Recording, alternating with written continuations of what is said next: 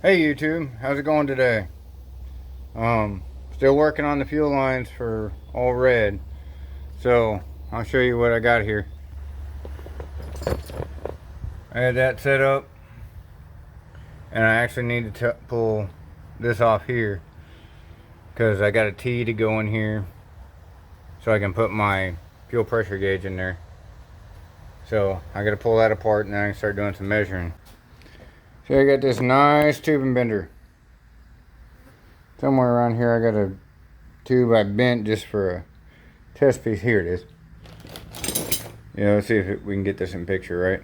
But yeah, nice even sweeping bend. So this bender will do it. The other one was crimping the hose real bad, so I'm gonna have to use this one.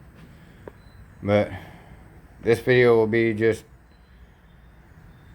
I'm gonna go ahead and bend it, show you how I measure for it, and then show the end product.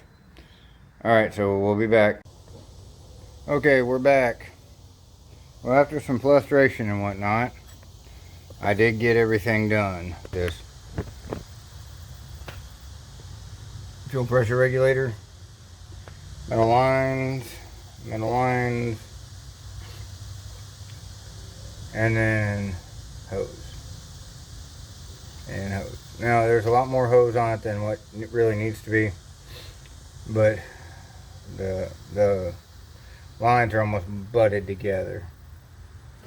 If you look at these, there's not much, maybe 1/8 of an inch there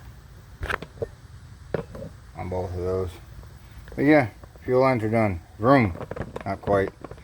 I still gotta grab a clamp for there, and that's the last thing I was waiting on. That was the last thing I was waiting on to put the front end back on the truck. So, I'm gonna clean up, get everything out from around the truck, and then put the front of the truck back on. Make it look like a truck again. Alright guys, sorry I didn't go into vast detail about it, but let's look at the bender real quick. There's the bender. This is a really nice bender.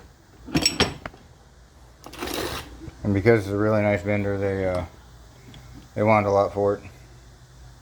But yeah, because over here we have shoes for all different kind of tubing, and another bar there.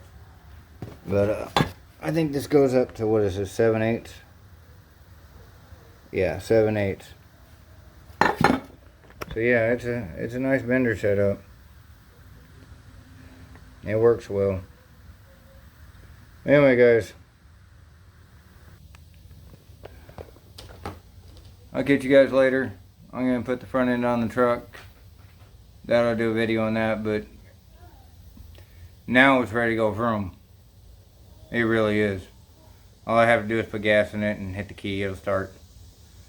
But I want to get the front end on it first, so I can have the battery secure, all that stuff.